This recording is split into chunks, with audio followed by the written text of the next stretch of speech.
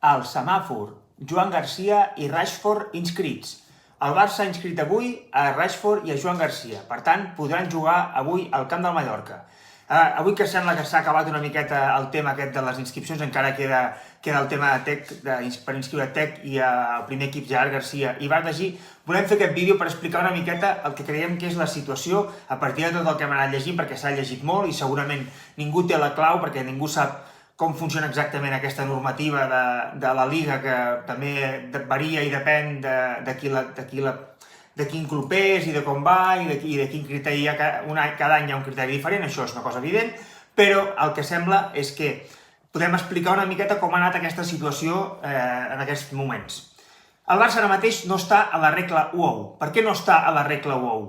El Barça no està a la regla 1-1 perquè a final de temporada, a final d'any, a final d'aquest 2024, el Barça va vendre uns seients VIP per 100 milions i va cobrar una part ja en caix. Per tant, el Barça ja va rebre una part d'aquests diners en caix. Però en aquesta venda, l'auditor en aquells moments va certificar-la com que es podia incloure els ingressos. Seguidament, segurament al mes de març o així, febrer-març, no recordo exactament la data, la Lliga va dir que l'auditor nou del Barça va dir que aquests ingressos no es podien incloure perquè no hi havia l'actiu sobre què es havien de fer aquests ingressos. Per tant, no existien aquests seients VIP. Per tant, com que no existien aquests seients VIP, no es podia computar l'ingrés. És un tema que segurament donaria per parlar amb molts comptables, perquè encara que no hi hagi l'ingrés perquè no estan creats, hi hauria d'haver-hi una provisió segur, i el que sí hi ha segur, si el Barça ha rebut aquests diners, és un augment en el patrimoni del club. Per tant, una millor situació financera del club, perquè el club té aquests diners en caixa, el club podria fer operacions amb aquests diners en caixa, però que si no es poden comptabilitzar com ingressos, no es pot fer servir per inscriure jugadors. Això és una cosa que segurament ens hauran d'explicar bé. En aquest moment el Barça surt de la regla 1-1. Quan el Barça està fora de la regla 1-1, el que són les ventes de futbolistes només et pots computar un 20%, i el que són els canvis en amortitzacions de futbolistes i canvis en sous de futbolistes és un 60%. Aquesta és la situació en la que el Barça està ara mateix.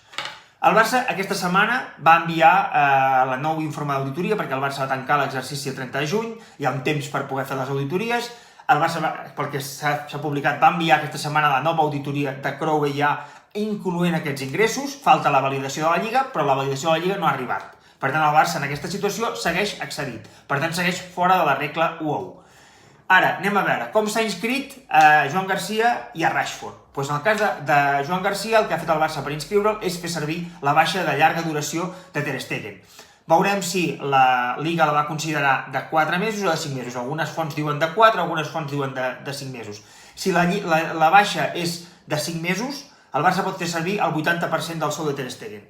En el cas contrari, el Joan Garcia només podria estar inscrit fins al desembre. Veurem com acaba això, quina és la baixa que acaba determinant la Lliga i fins quan està inscrit, però el que està clar és que Joan Garcia ja està inscrit.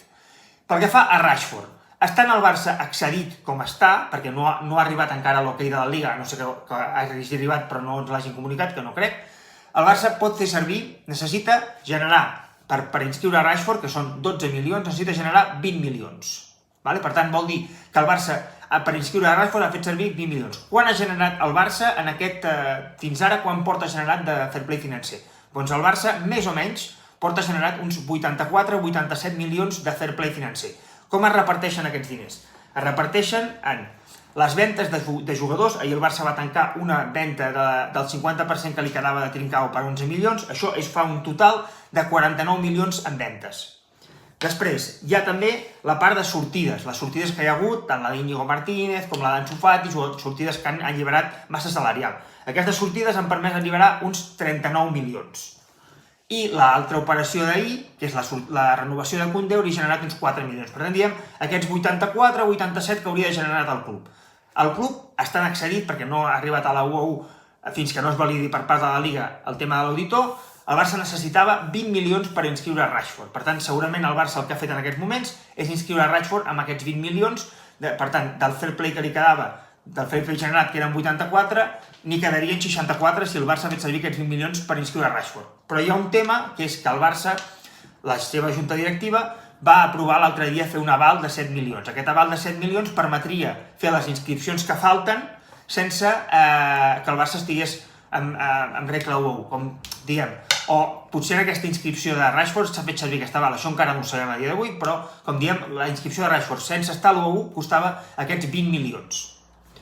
Sí, el Barça, què li falta per inscriure al Barça? Ara mateix li falta per inscriure a Tec, que són 4 milions, Chesney, i a Joan Martín i a Bardagi com a jugadors del primer equip per 2 milions cadascun, per tant uns 8 milions. Per tant, com diem, l'aval del club eren 7 milions, si el Barça rep aquesta aprovació per part de la Lliga de l'1-1, podria inscriure aquests jugadors amb aquest aval, ja estaria cobert, o si el Barça, com sembla, no s'ha gastat tot el fair play financer, sinó que li quedarien uns 60 milions de fair play, 60 milions tirant baix de fair play financer, el Barça encara podria fer alguna operació, no sabem si el primer equip masculí o el primer equip femení, perquè al final aquesta setmana hi ha hagut una sortida, la sortida de Jan es va fer oficial ahir, i hi ha hagut molt enrenou al voltant d'això.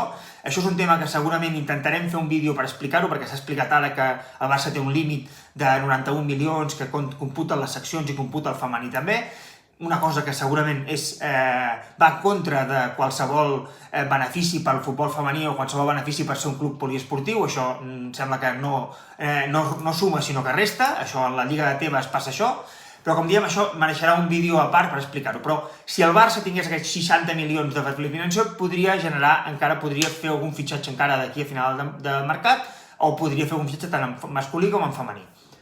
Per acabar, un parell de punts.